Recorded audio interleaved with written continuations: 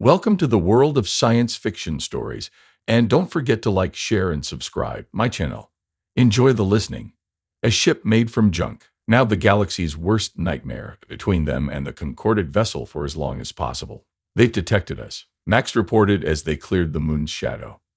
Concordate cruiser changing course to intercept. The Concordate ship was much larger than the Patchwork, a full military cruiser with heavy weapons and a trained crew.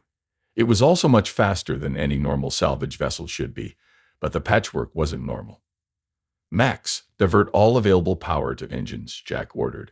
The ship surged forward, acceleration pushing Jack back in his seat. The strange combination of drive systems created bursts of speed that shouldn't have been possible, allowing them to stay just ahead of the cruiser. "They're hailing us," Max said. "Ignore it. They're charging weapons." Jack spotted an asteroid field ahead. "We can lose them in there." "The asteroid density is too high for safe navigation," Max warned. "For them, maybe." Jack gripped the controls tighter, but were smaller and more maneuverable. As they entered the asteroid field, the cruiser fired. Energy beams cut through space, missing the Patchwork by meters and hitting an asteroid instead. The large rock shattered, sending fragments spinning in all directions. Jack weaved through the asteroids, using their uneven shapes for cover. Behind them, the cruiser was forced to slow down, its size making it difficult to navigate the field safely. "We're opening the distance," Max reported. Jack allowed himself a small smile that quickly faded. "They'll send more ships, and now we know they can track our power signature."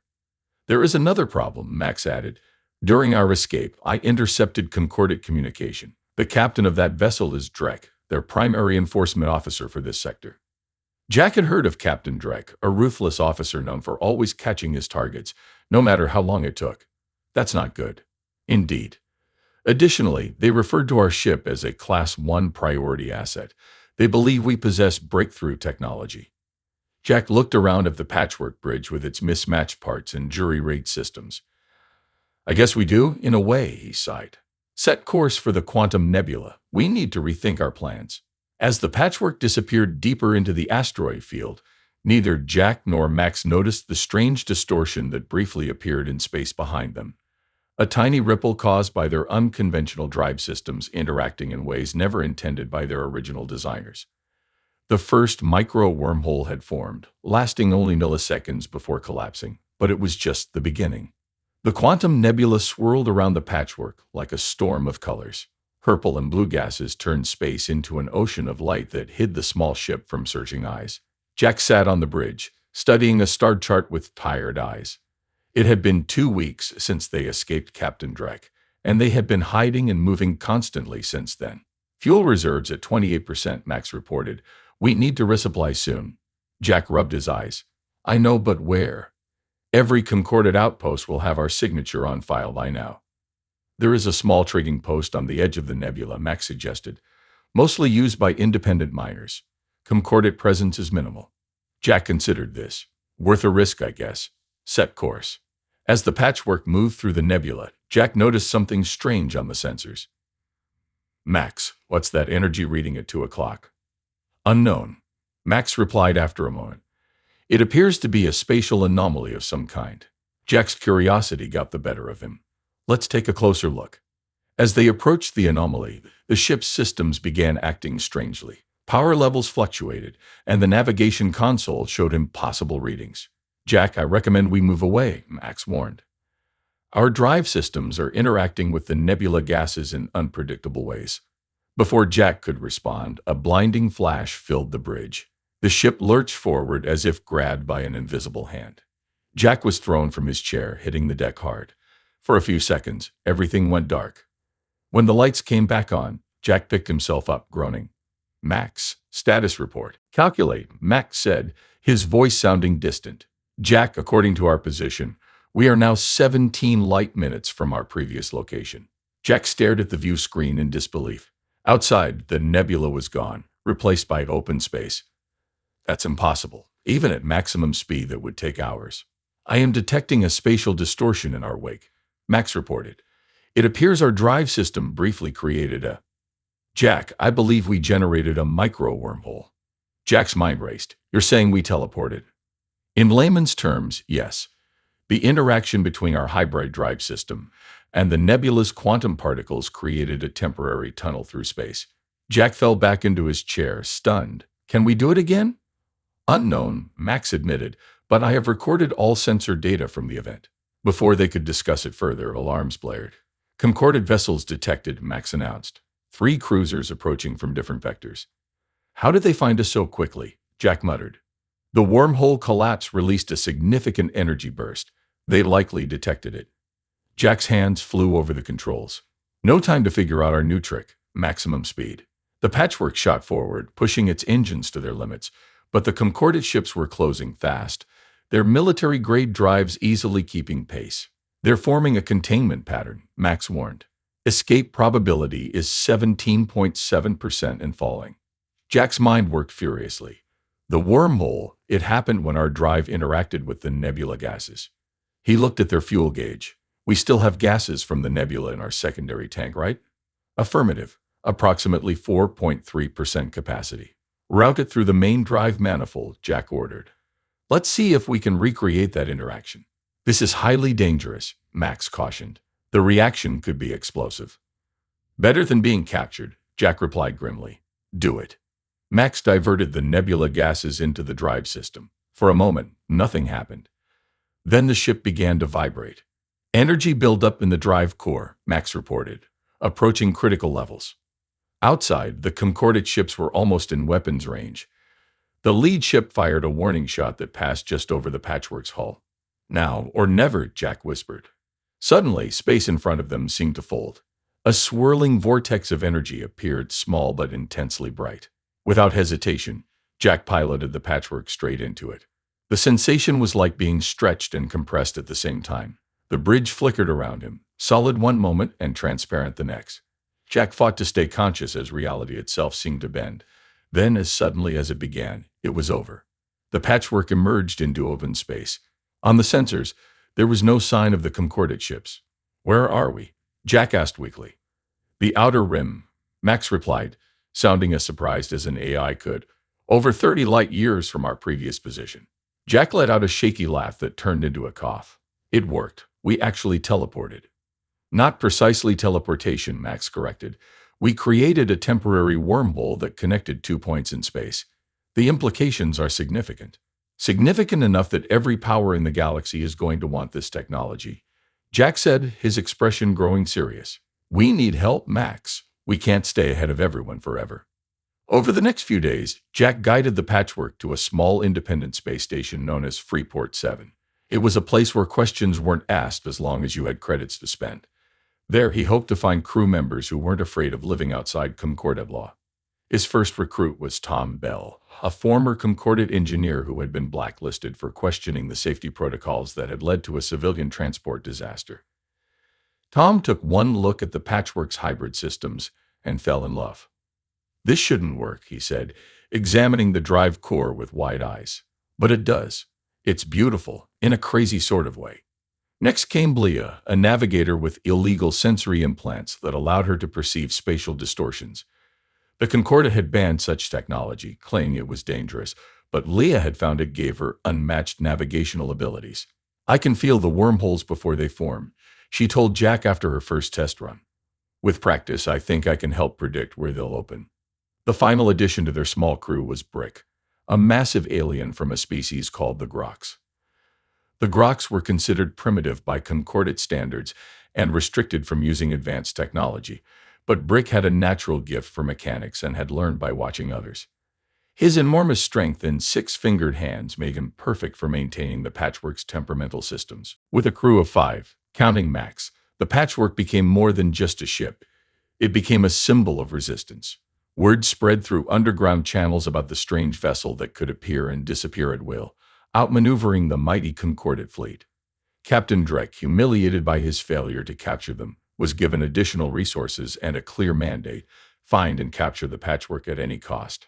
The human and his crew are clever, Drek told his officers, but they're untrained and undisciplined. They rely on random chance and luck. His cold eyes narrowed, and luck always runs out. What Drek didn't understand was that humans like Jack didn't just rely on luck. They created their own.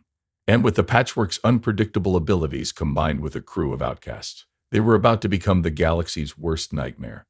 The patchwork burst into normal space above a small moon, its mismatched hull gleaming in the light of a distant sun. Inside, Jack and his crew worked with practiced efficiency. 3 months together had turned them from strangers into a family. Wormhole jump complete. Leia announced from the navigation station. Her eyes with their special implants glowed softly blue. All spatial distortions stabilized. Engine stressed at acceptable levels, Tom added, monitoring the drive systems. That was our smoothest jump yet. Jack nodded with satisfaction. What had once been accidents were now controlled events. They could create wormholes almost at will, appearing and disappearing across the galaxy faster than any concordate ship could follow. Brick, how's our new shield modification coming? Jack asked. The massive alien looked up from the engineering station. His deep voice rumbled through the bridge. Good, very good. Shield now absorbs energy from weapons. Makes us stronger when they shoot. Jack smiled. Each crew member had contributed improvements to the patchwork, making it more than just a strange collection of salvage parts. It was now a truly unique vessel, probably the most advanced ship in the galaxy, though no one would ever guess from looking at its ugly exterior. Max, blue light pulsed on the main console. Incoming transmission, Jack. It's from our contact in the Concordate.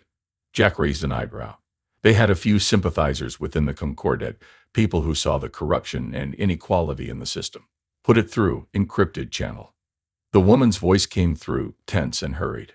Phoenix to Patchwork. You need to know they've declared you terrorists. Drek has authorization for a galaxy-wide hunt. They're calling you the greatest threat to galactic security in a century. Be careful. The transmission cut off abruptly. Tom let out a low whistle. Terrorists? We haven't even fired on a Concordate ship. We don't have to, Leia said quietly. Our existence is enough. We represent technology they can't control. Jack frowned. Max, bring up the latest Concordate broadcasts. The main screen flickered to life, showing an official Concordate news channel. A serious-looking announcer spoke while images of the patchwork, blurry and menacing, appeared behind him. The outlaw vessel continues to evade authorities using illegal wormhole technology that experts say could destabilize spacetime itself. Captain Drek of the Enforcement Division has warned all citizens to report any sightings immediately and not to approach this dangerous craft. Jack shut it off, disgusted. They're afraid, and they're using that fear to turn everyone against us. What do we do now? Tom asked. We can't run forever. Jack was silent for a long moment, thinking. Then he looked up, determination in his eyes. We stop running. We fight back, not with weapons, but with the truth. Over the next week, they worked on a bold plan. Tom and Max developed a way to hack into the Concordate communication network. Leia calculated the perfect positions for multiple short wormhole jumps that would let them broadcast across countless systems simultaneously. Brick reinforced the patchwork systems for the strain the plan would put on them. When everything was ready, Jack gathered his crew on the bridge. What we're about to do will put targets on all our backs forever, he said solemnly. If anyone wants to leave, I'll drop you at a safe port with enough credits to disappear. No one move. We're with you, Tom said. All the way. Jack nodded, touched by their loyalty. Then let's show the galaxy what freedom looks like. The patchwork began a series of rapid wormhole jumps, appearing briefly near major communication hubs throughout Concordate space. At each location, they broadcast the same message, detailed schematics and operating principles of their hybrid technology, along with video evidence showing how the patchwork was built from discarded parts. Most importantly, they sent proof that the Concordate had been lying about the dangers of their technology. The wormholes didn't destabilize spacetime. The hybrid systems didn't cause radiation. It was all propaganda designed to keep advanced technology in the hands of the elite. This is Jack Mason of the Patchwork, Jack said in the broadcast. We're not terrorists. We're just people who found a way to make something beautiful from what was thrown away. The Concordate doesn't want you to know that their garbage can become your freedom. But now you do. Build your own future. We'll see you among the stars. The response was immediate and overwhelming. Across thousands of worlds, people began experimenting with discarded technology. Underground networks shared designs and improvements. Small groups pooled resources to build their own hybrid ships. The Concordate scrambled to stop the spread of information, but it was too late. The message had reached too many people, sparked too much hope. Captain Drek, furious at being outmaneuvered, set a trap. Using information from informants, he positioned a massive battle fleet near the real cluster, where the patchwork was rumored to be hiding. This time they won't escape, Drek told his officers coldly. We'll capture that ship and make an example of its crew. When the patchwork emerged from a wormhole near Real, the trap was sprung.